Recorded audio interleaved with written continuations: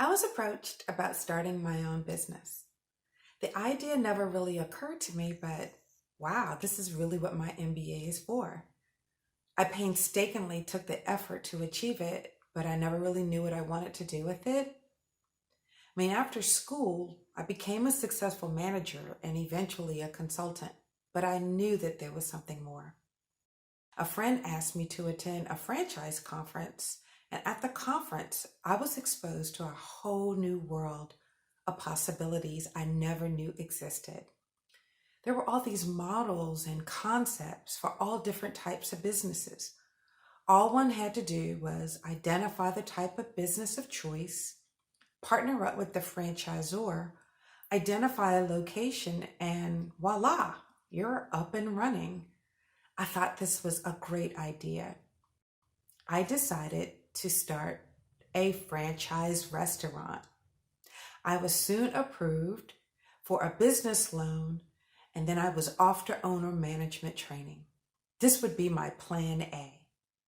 At the owner management training, I knew the franchisor would tell me everything I needed to know about getting up my business and making my business successful.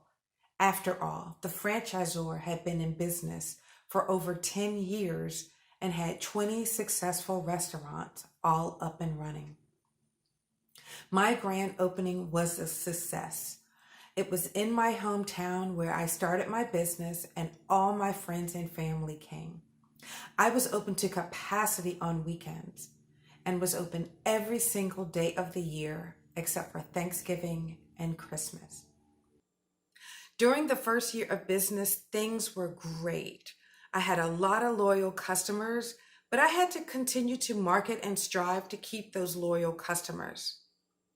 But a couple things were changing. Around the year two, I started to notice things change and I needed to pay more attention to external forces like socioeconomic changes, demographics, and even weather. Customers were starting to look for more promotions and discounts, and I didn't know what was going on. I read reports about the economy changing and interest rates increasing on home mortgages. That's why customers were eating out less. The mortgage industry was actually becoming saturated.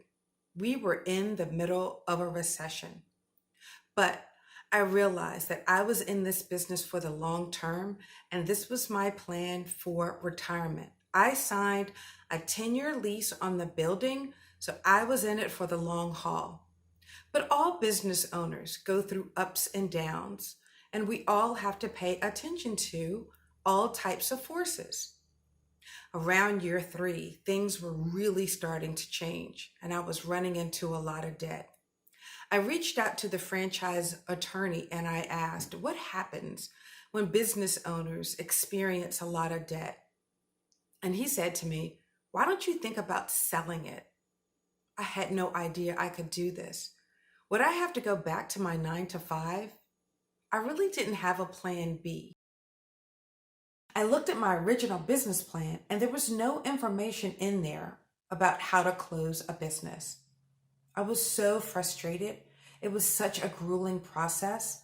I even looked at the owner management training guide by the franchisor, and there was no mention and no guidance on how to close a business if necessary. Didn't I ask the right questions when I was at the owner management training? Was I the only one to experience this issue? Selling a business is quite complicated. It's not like selling a home or selling a car.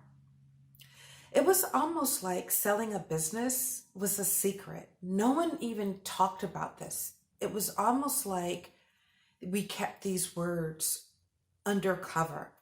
It wasn't until after I closed my business till I learned about terms such as succession planning and contingency plans and business brokers. I was not exposed to any of these terms prior, and they weren't bad terms or bad words.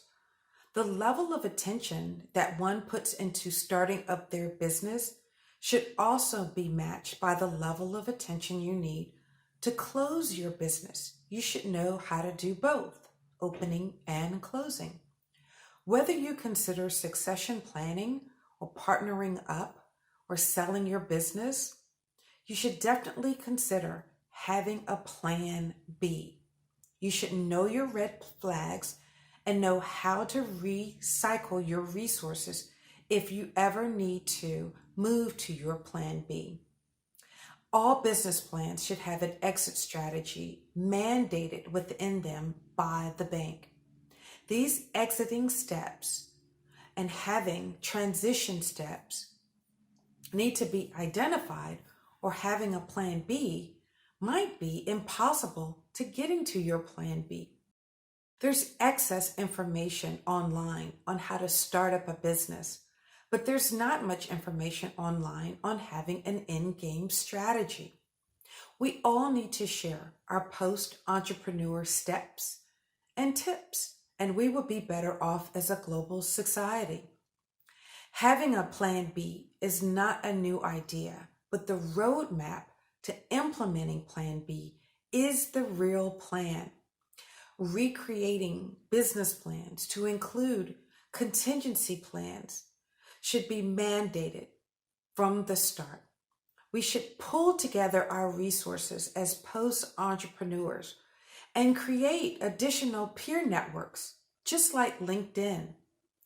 Business courses in college and high school really need to start concentrating on sharing the tools needed for having exit strategies, just like we do for sharing the information on startup steps for all business owners.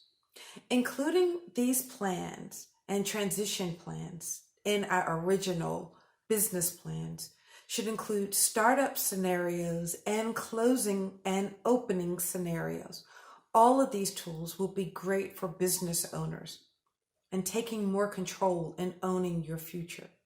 Startup steps to include transition steps really need to be included in high school business courses, and all types of instructors and life coaches can be visionaries for this new business model. We all need to enhance our entrepreneurial models.